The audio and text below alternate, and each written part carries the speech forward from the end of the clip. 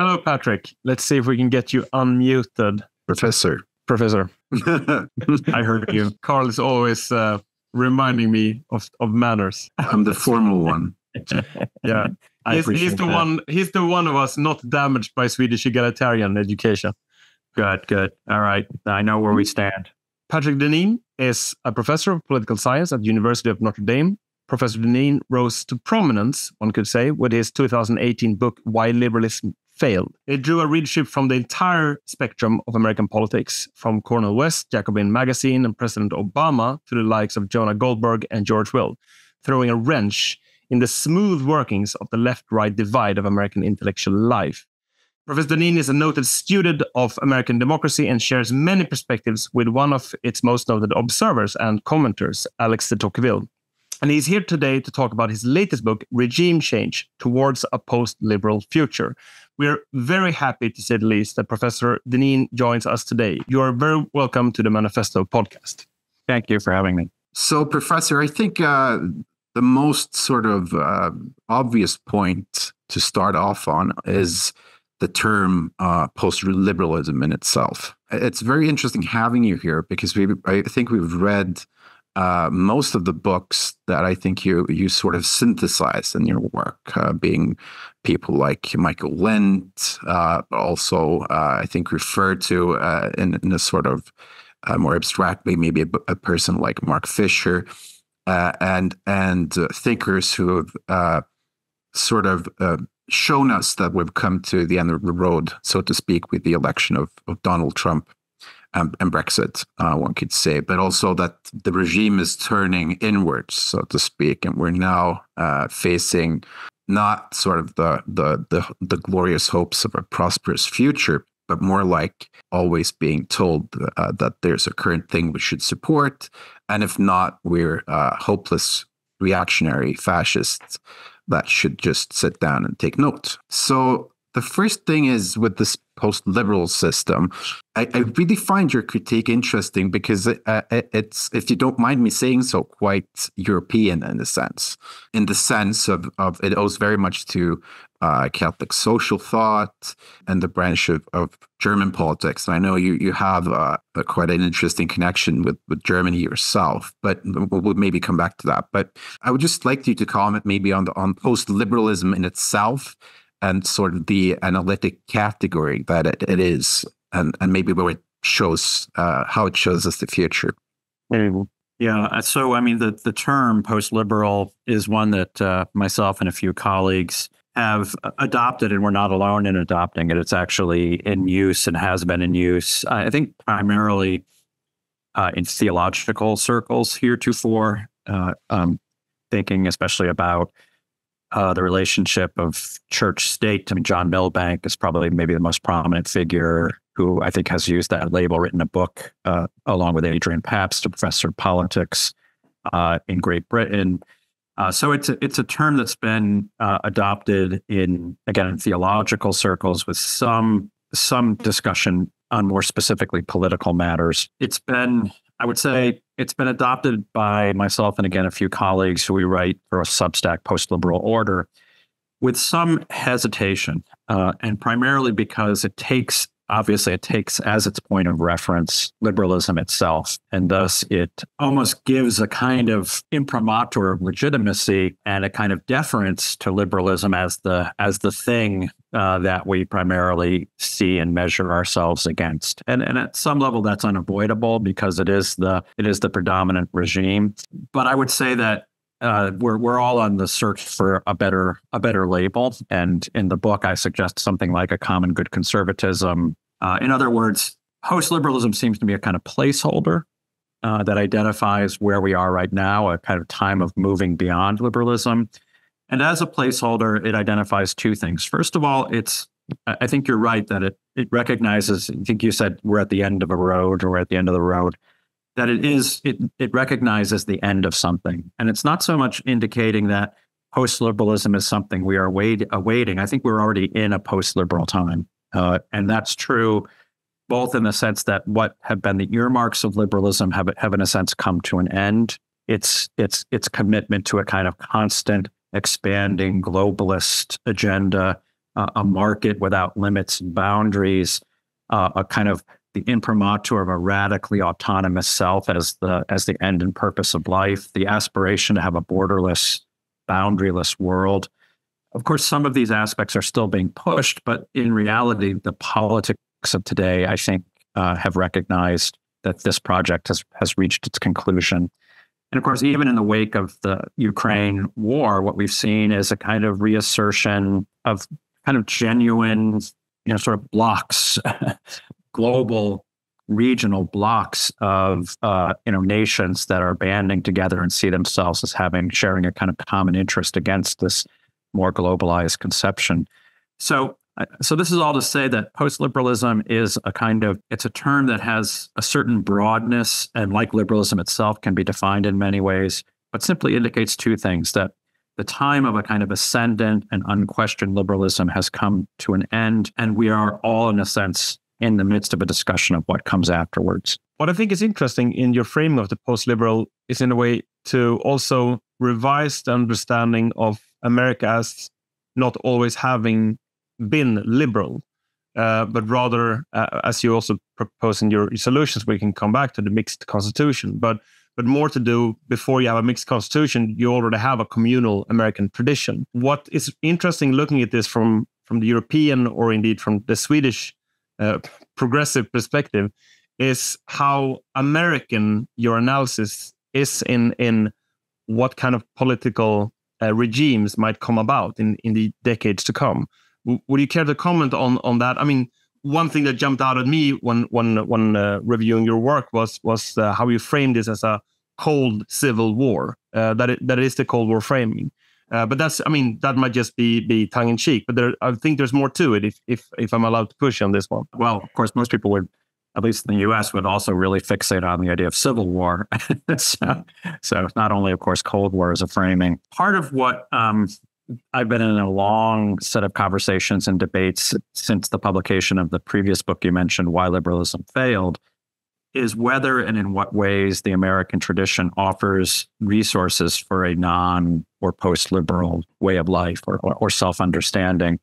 I suppose if I were to rewrite Why Liberalism Failed today, I would restate something that in part led to its prominence, so I would probably have to be careful about doing that. But the rather unblemished and sort of unnuanced claim that America from its very founding was, and always has been a liberal nation. And I point, among other things, to the writings of the founding fathers of America, especially the kind of secular saints of American conservatism, or at least American conservatism as developed in the 20th century, and the ways in which that tradition set into course and the kind of the liberal thinking that inspired those figures set into course a kind of unfolding catastrophe. So rather than the typical story that you hear on the right or on the left. So the right, the story is that America was well founded, and then its founding was disrupted and, in a sense, thwarted, at least for a time, by the rise of progressivism in the 19th and 20th centuries. And that in order to restore American greatness and health, we need to, in a sense, go back to the time of the American founding and restore if not historically go back to the philosophy of the founding and restore the principles of the founding. So that's the kind of argument on the right. The argument on the left in more recent years has been that the American founding set out a kind of promise of eventual free and equal human beings, sort of equally free and equally equal human beings.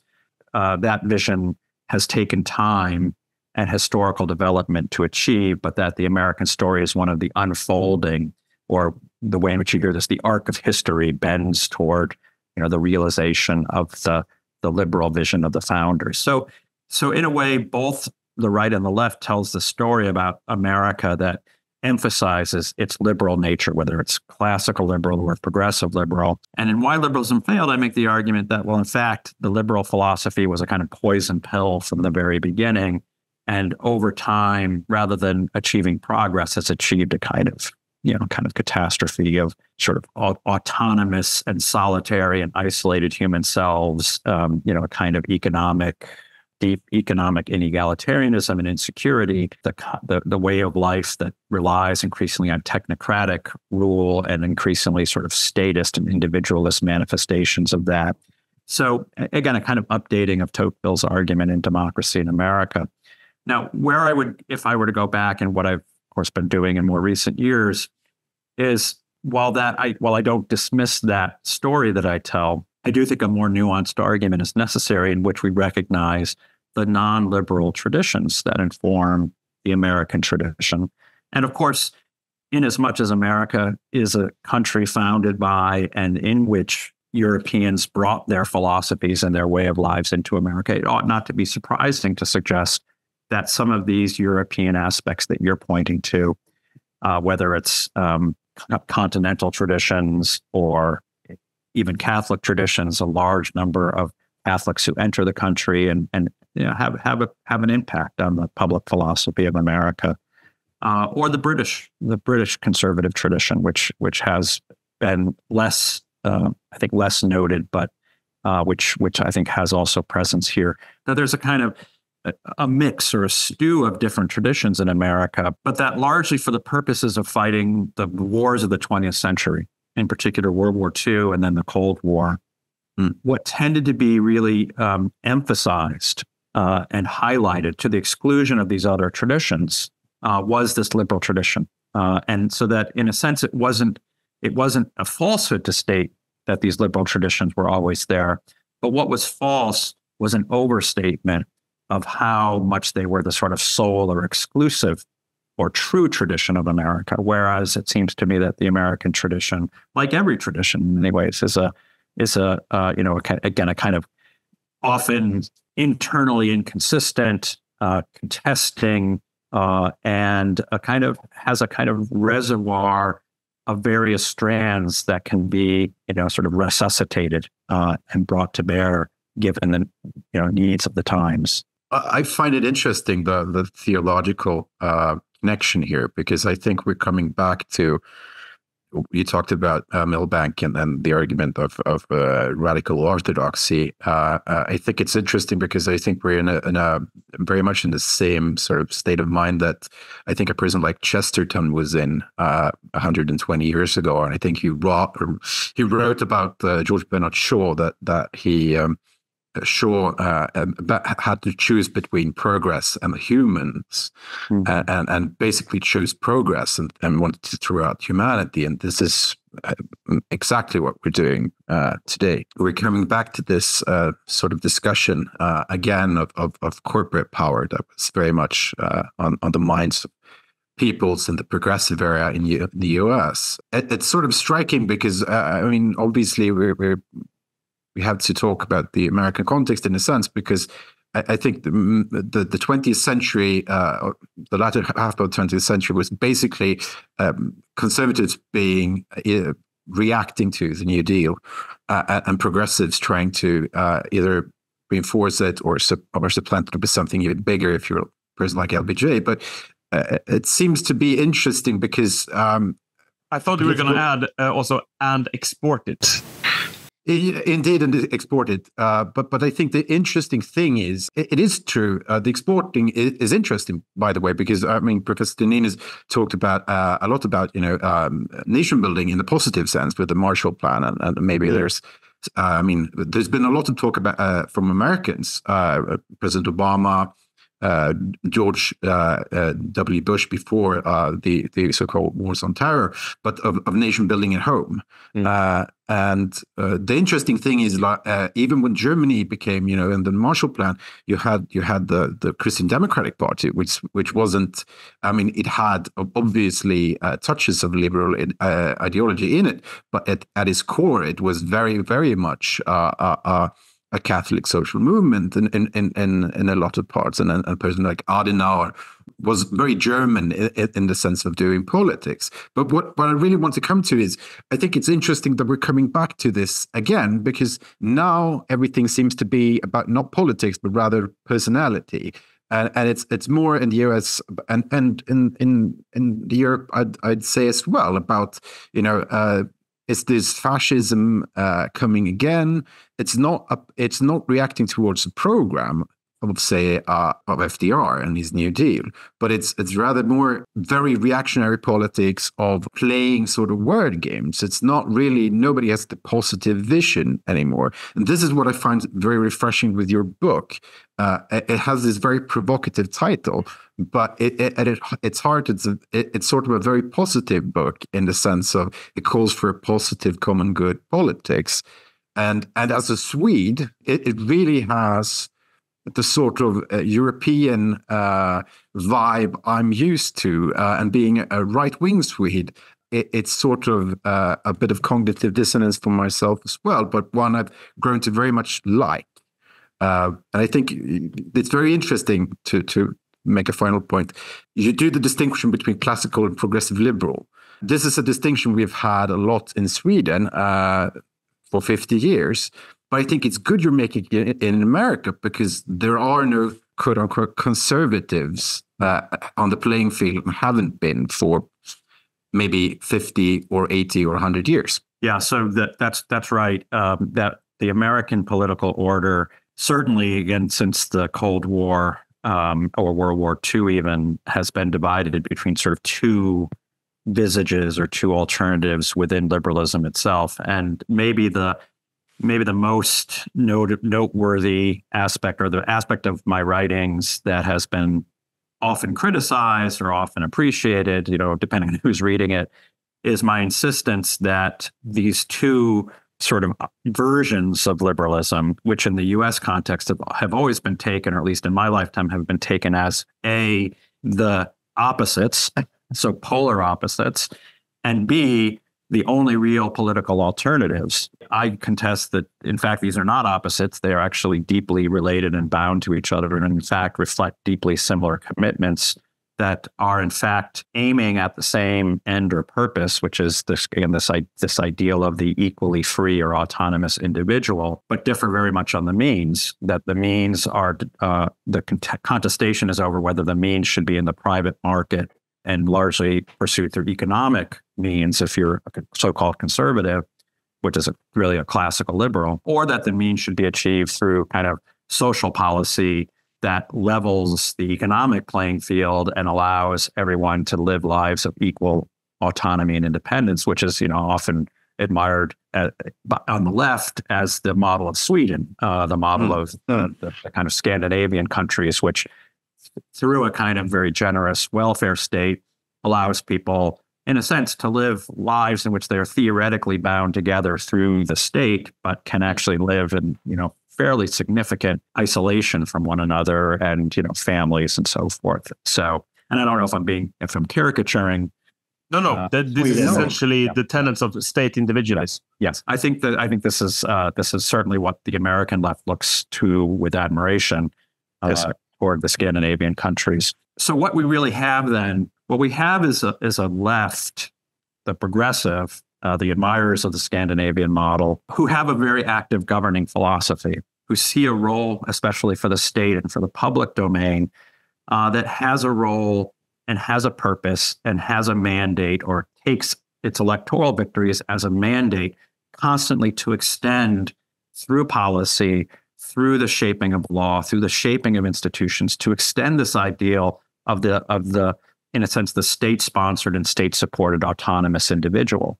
So that the collective here, the state, is the foundation for the realization of this liberal individual. The right, in a sense, has a kind of its public philosophy is a kind of absence of a public philosophy. It's a negative public philosophy, which is to say, by not having a public philosophy, or in a sense, by having a public philosophy that argues for laissez-faire, for as little government as possible. Essentially a night watchman state in the most ideal terms, the kind of Ayn Rand vision in its most pure expression, allows for the realization of the individual to percolate up from the bottom up, that it arises in a sense out of our nature, that our nature is that sort of Lockean or even Hobbesian portrait of the individual who, by their sort of natural inclination, will seek the kind of freedom, the greatest possible allowance of and creation of the sphere of liberty that's protected by the state. but in which the state does not interfere, allows us the greatest domain of individual decision and individual choice. Now, this opens the possibility that people can choose forms of self-constraint. They can become religious. They can form families. They can enter communities that are more conservative. But it really presents an argument of a kind of public indifference to the question of whether or not one should be family-oriented, one should be community-oriented, one should be religiously oriented. It really presents a realm of open freedom. And I see myself, and again, some colleagues, trying to argue for, or really arguing for, the development of a public philosophy within conservatism.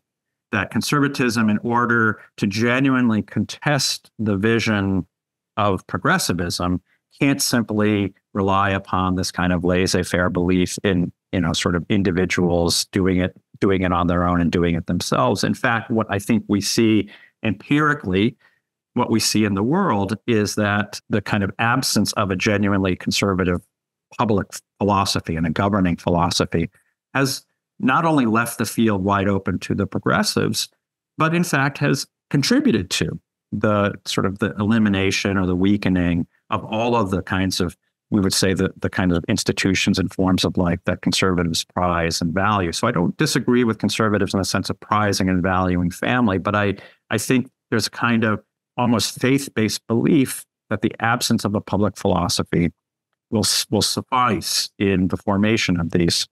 So I guess let me just push back on one observation with which you began, which is that American politics today is largely about personalities or kinds of, virtue signaling and so forth.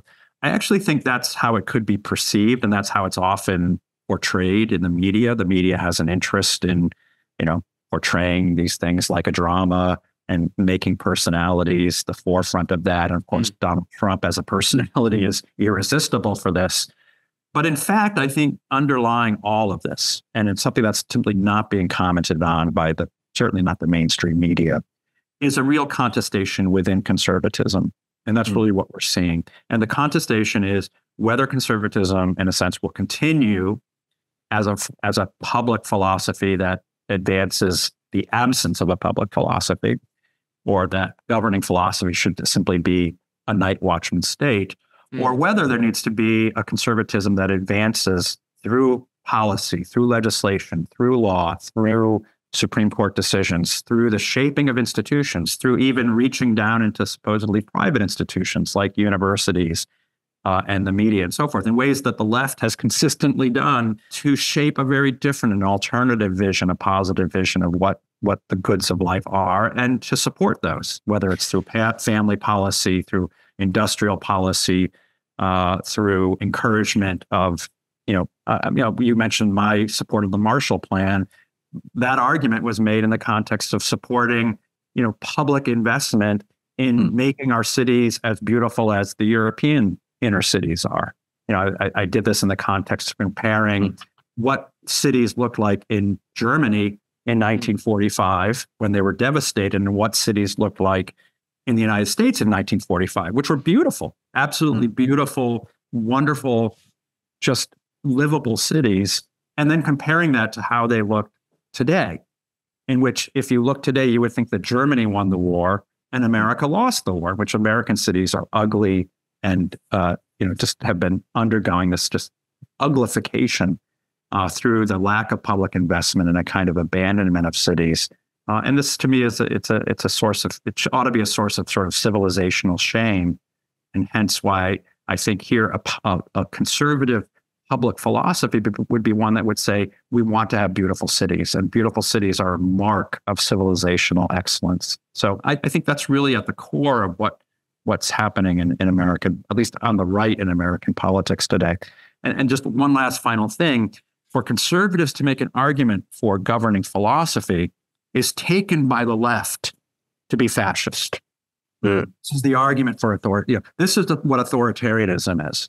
Authoritarianism, or even fascism, is when the right advances a positive governing philosophy. Now, notice the left has been advancing a positive governing philosophy for forever, since its inception.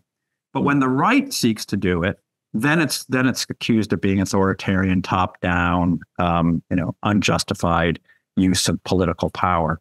I think this is something that the right needs to take head on and disabuse and argue against, and ultimately advance and seek to do what it aspires to do through a positive governing philosophy. I'm really glad you bring up these points with regards to how the right or the conservative coalition thinks of its own, what it is and what it can do. That on one extreme, you have this push towards an exit, essentially, at the level of the individual to become sovereign individuals. And for someone like me coming from Marxist left, this looks like when the green wave washed through the 1970s and people went out into the woods to become self-sufficient. And no shade shall fall on those initiatives because they were well-intended, but it also petered out into basically nothing. And then on the other extreme, then you basically have a mirroring of the long march through the institutions, but this time through a national conservative point of view. And in a way, the way that I read your push for Aristopopulism, that is this alliance, or if we borrow from Blue Labour's Moritz Glassman, he would describe it as covenantal politics between the aristocracy, the upper layers of society, and the populace, the many. It would be interesting to hear your thoughts on this form of political alliance. And I almost I hesitated to say, but almost your class analysis. In a way, we invite you, Patrick, to explain why me and Carl are trying to get along as a Marxist and an aristocrat. But more but more to the serious your point words. Always.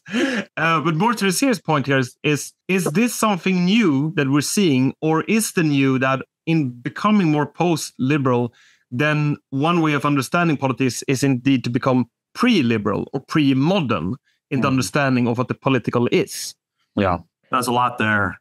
I guess just to tackle the question about class, which I think is really at the heart of my book, and it's of course at the heart of Morris Glassman's book, Blue Labor.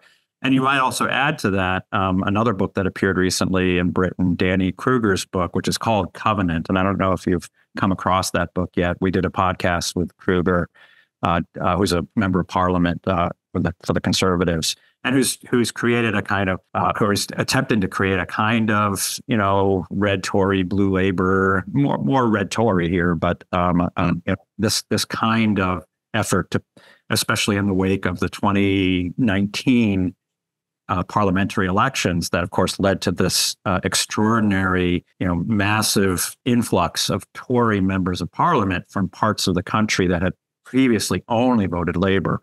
So really what we were seeing, across much of the sort of developed liberal world, which was the move of the working classes away from their traditional alliance and support of left political parties, increasingly to right political parties, with whether Donald Trump or Boris Johnson or in parts of Europe as well.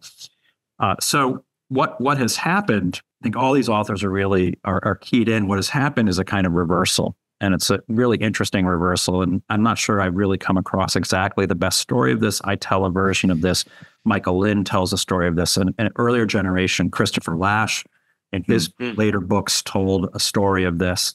But it was really the move of what had been the traditionally left party, which aligned with the working class, and to abandon the working class in order to form a new alliance with what we might today call the kind of identity politics or the identity groups. The beginnings of this was the civil rights movement in the U.S. And so it has, tremendous moral authority. And I think none of us would contest that this was a noble and necessary effort, that racism in America and the legacy of slavery and Jim Crow was absolutely required and justified. But in some ways, the success of the civil rights movement, and especially its legal manifestation, the way that it was able to become, sort of politically powerful and protected through the legal mechanisms following this civil rights era, was viewed by many groups as the kind of the avenue by which they could gain kind of political power, redress grievances, And so the kind of rush to begin to identify one's group, one's identity, one's, whether sexual, whether race, whether ethnicity, whether religion, there was a kind of rush to self-identify as a victim and to sort of latch one's star onto the kind of the success of the civil rights movement. Christopher Caldwell tells something of this story in his book, The Age of Enlightenment, which is a good sort of review of this history. So really what happens in the course of I think across this, beginning in the late 60s, Richard Nixon is an early indication of this, and into the 70s in the United States at least, is the beginning of a shift where the traditional working class parties, working class that had been represented and identified with the left political party, in this case the Democrats, begin to drift to the right. And of course, the left's explanation of this is they did so for racist reasons. And doubtless there were certainly some in the South. You could see the George Wallace as a representative of this. But this was also because the left party, the Democratic Party, really began to abandon their support for broadly working class policies and began to become the kind of clearinghouse for policies and for kind of spoils that rewarded particular groups on the basis of their race and their sexual orientation and so forth, and often increasingly at the expense of the working class. And this Christopher Lash's book, The True and Only Heaven, really traces this, the kind of, the beginning of the battles over busing, which fell disproportionately on working class neighborhoods. People who were wealthy and who sent their kids to private schools their kids weren't being bused. It was like working class neighborhoods in Boston, New York, Brooklyn, and so forth, who were really getting hardest hit with these. So this is being read by the left as racist. It's being read by, those who are undergoing it as a kind of an unjust manipulation that's disrupting their neighborhoods and disrupting their communities and really leading to this kind of effort to social engineer certain kinds of outcomes. All of this is to say that the left really moves away from its representation and its alliance with the working class, and interestingly, begins to become much more aligned with kind of those parts of the political coalition that might be sort of self-identifying as victims, but often are actually fairly wealthy, right? Often, in fact, highly educated, often upwardly mobile, would be regarded as members of the professional classes. I mean, especially, in case of homosexuals, or tend to be, at least in America, tend to be very well off. Often not having children helps that many of the battles that have taken place legally in the United States have been over inheritance and, kind of preserving wealth within childless couples, so that some of the early battles in the marriage debates were really over interesting things like, protecting a certain kind of class status and allowing for inheritance even in the absence of gay marriage. So you have this shift on the left of an increasingly professional, wealthy class that is claiming to represent the poor, the impoverished, the oppressed, whereas the actual working class that had been, aligned with the left begins to align itself with the right, seeing this kind of, seeing their interests now being no longer represented and in fact being increasingly hostilely treated by their erstwhile representatives. So I think that really does explain a good deal of what's happened, and now the kind of contestation between those who are opposed to the sort of DEI woke agenda that's really become prominent and even dominant in most of our major institutions in the West, corporations, universities, governments, even the military, and so forth. In which increasingly this is seen as the kind of conservative situation, and the liberal situation is no longer concerned primarily or even significantly with class issues. So it's a very peculiar situation in which those who are most likely today to be speaking about class and denouncing class inequality are either the remnant of the Marxists, and there are some around, maybe I'm speaking with one, and conservatives who are, picking up. I mean, so Christopher Lash has become popular again or has become popular on the right, almost now completely disavowed on the left, where he had identified most of his life. people like Michael Lind, who now is more likely to be invited to speak and write for more conservative outlets rather than progressive ones. So we have this very odd situation in which the right now is kind of representing the many, the working class. But this is where, and I'm sorry I'm going on at length, but this is where I think a retrieval of an older kind of conservatism suggests that this is not something that's as new as we think it is.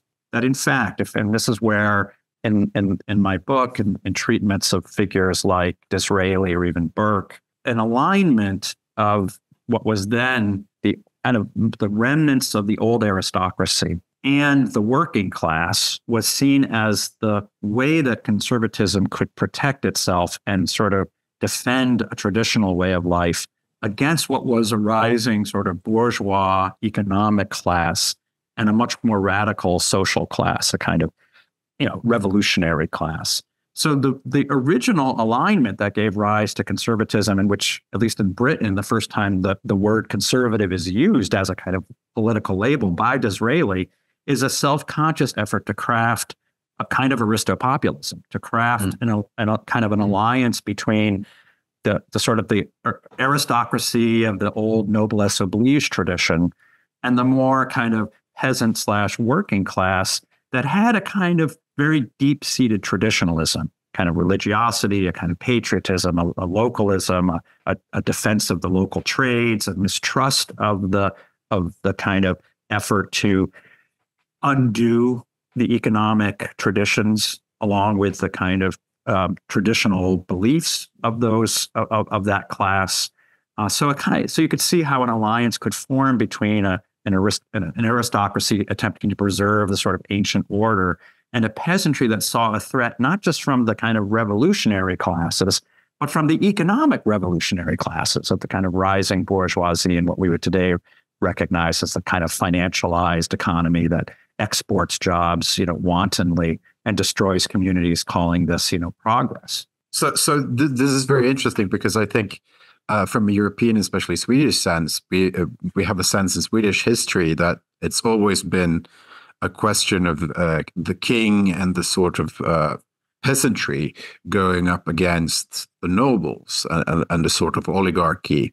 Mm-hmm. And that's sort of the power relations that, interestingly enough, is played into social democratic politics in this country, where social democratic party was always aligned, or I would say always, maybe from the 40s and 50s, aligned with the big the titans of industry, if you will, to create sort of a corporatist model where things were regulated and there was sort of cooperation between a class corporation is the word they would use. It's also fascinating to again go back to sort of Anglo-Catholics of the early 20th century. You have a person like Belloc who writes Monarchy, which is on its face a biography of Louis XIV, but really is your case 100 years ago against plutocracy and for sort of common good governance from a strong monarch. His book Servile State is really a kind of argument for a public governing philosophy that defends kind of traditional ways of life, including economically. So Belloc and Chesterton. Again, to the extent that I'm writing anything that in any way strikes one as interesting, it's often just updating and a sort of repetition of these among other thinkers. So I'm sorry. Please. No, but you're being unfair to yourself, Mo. And that also is the art of writing. I think our guests, our listeners will know.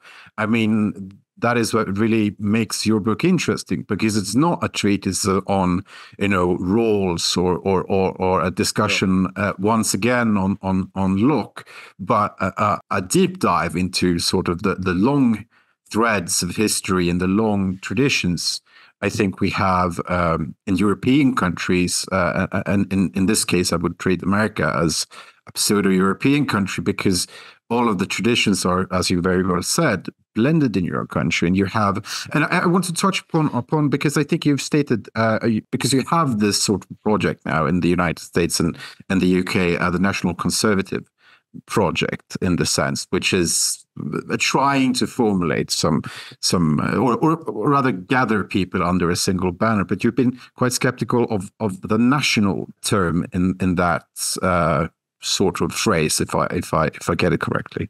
There's, of course, the National Conservative, I guess, movement organization run by Yoram Hazony, who I know and I respect and like quite a lot. Just hosted him at the University of Notre Dame. His son is a graduate student of mine at Notre Dame. So the Catholic-Jewish friendship is deep here. But I've always let Yoram know, and he's well aware of my skepticism toward at least his articulation of national conservatism, which is not, it's neither a skepticism toward the importance and centrality of the nation, which I write about in the book, nor, of course, is it a skepticism of conservatism. But at least in the American context, it is a certain skepticism of a kind of nationalism, which, as I noted in the speech that I gave at the first meeting in the U.S. of national conservatism, I noted that the nationalist project in the United States was originally a progressive project. It was especially the project of figures like John Dewey and Herbert Croly, as a way of precisely doing what we've been talking about, which was to, in a sense, to empty out and to unglue the kind of more parochial local forms of life or regional forms of life, which has been, and at least even into my lifetime, was certainly a kind of central kind of organizing principle and understanding of America. America is a very big nation. It is very, it's diverse within a certain definition of diversity. It's not infinitely diverse, but that's the theory on the left. But it's been diverse, at least at the level of kind of Christianity and a sort of diversity of European traditions. And those traditions and those cultures tended to kind of, congregate together. And so the upper Midwest is where the Scandinavians went. Lots of Swedes, Norwegians ended up there. And if you go up there, you'll find lots of towns with very familiar names and lots of traditions and cultures and churches that look like the churches you might be used to. And even for a very long time, the language that was spoken and even the kind of accent that's still used, like in the movie Fargo, reflects those roots. I grew up in New England, which was heavily originally settled by Protestants, especially Congregationalists, Puritans, but became heavily post that first setting, becomes heavily settled by, after the Industrial Revolution, heavily settled by Catholics. And so a kind of Irish, Italian, Polish presence in the parts of New England, Boston as the kind of Irish center outside of Dublin. Chicago as the sort of the second largest Polish city outside of Poland. I think this is when we speak of nationalism, or at least when Yoram, I think, speaks of nationalism, he speaks of it as a family. He speaks of it as somewhat homogenous. That and again, as for an Israeli, for a Jew to speak of it in this way, I understand this, but this doesn't translate in quite the same way to America. So the nation is certainly an important way in which we conceive of ourselves. The problem is that as a progressive project, the nation was largely understood as a kind of abstraction. In order to become an American, one had to, in a sense, at least notionally and imaginatively, abandon those distinctive inheritances that one brought with oneself, one's ethnicity, one's religion, one's culture, one's traditions, one's practices. And over time, I think this turned out to be a very successful project because what we see is that people largely, within 1 to 2 generations, they largely abandon those traditions, knowledge of those languages, and increasingly their religion, right? Whether one remains in one religion today, in most religions in the United States, is a coin toss. It's 50-50, depending on personal inclination or how one is raised. So the national project has actually been a liberal project, I would say. I think it's concomitant with a liberal project. And this is why I'm really hesitant to simply say nationalism will solve our problems. It's certainly a part of what we need to defend because distinctive nations are important. They have histories and they have traditions. But in a country like the United States, to think nationally is actually to become, in a way, sort of to become complicit in what has become a primarily liberal project. This is a very good clarification that I haven't thought of at all with regards to the National Conservatist Project, that the nationalist, as you stated, in the US setting is essentially a federalist level, which runs contrary to or diminishes the sovereignty of the Republican ideal, which is also at the foundation of your country. But I also think it speaks in a way to the concern over regime change being not just a question of how you assert a sort of Aristopopulistic approach at the national level, but that America is in fact an empire. That is, your influence is felt throughout the world. So that then in a way, I think this is a good pivot and perhaps a note we can end on, but we're interesting to hear your thoughts on this, what this means with regards to not just how you reassert trust between the populace and the patriarchs or the aristocracy or the elite of a country, but what this means in terms of a Western civilizational project. I think this piggybacks to an earlier point that you raised, that, or maybe it was Carl, that for as long as we've had essentially a liberal order, it essentially corresponds with the world wars, that it becomes this imperial project, and perhaps it had to be to fill the power vacuum. But now that has come to an end in a way, then the question comes back to what this sort of regime change that you envisage also holds in its bosom for the rest of us, so to speak. Yeah, you're absolutely right. So it is an imperial project, and here I quite agree with his first book, The Virtue of Nationalism. I think makes a powerful case that liberalism is essentially, in its essence, an imperial project. This is something that, I mean, it's been noted by scholars, Uday Mehta.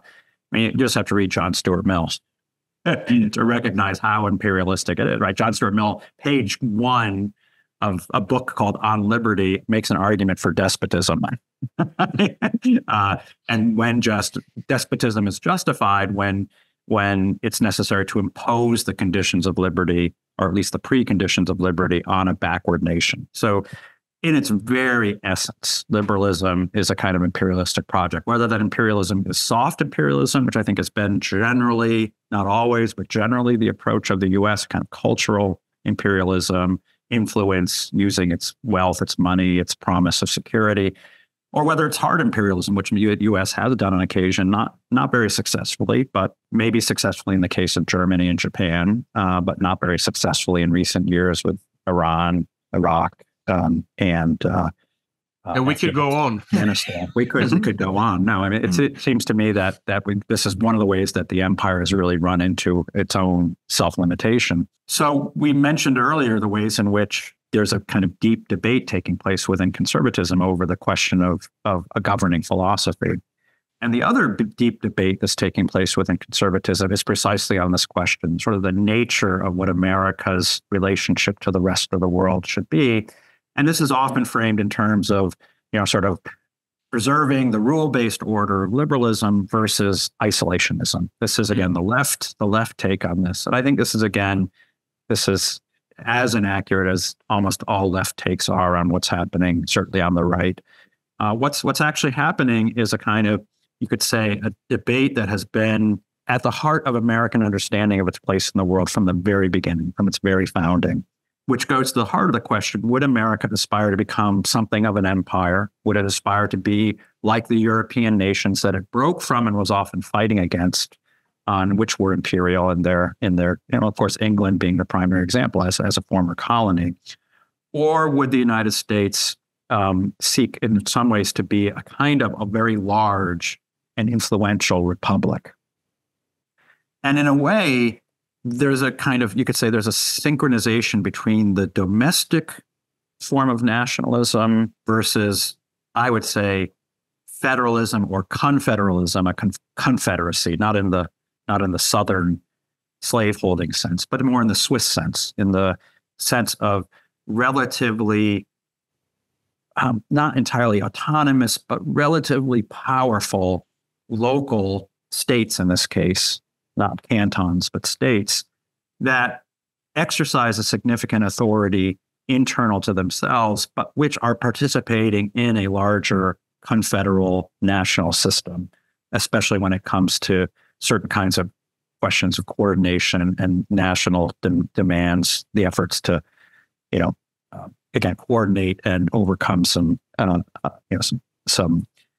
rational choice theory problem, free rider problems, and so forth. So there's a sense early on that that this is going to have an impact. How this is resolved at the national level is also going to have an inevitable impact on what kind of nation America will look like. Because, of course, those who want a more centralized American system, a more national economy, a more powerful military, a much more sort of just kind of, let's say, outward-facing nation that can exercise influence, extensively beyond its own borders, not just to its immediate neighbors of Canada and Mexico, maybe the Western Hemisphere, but that can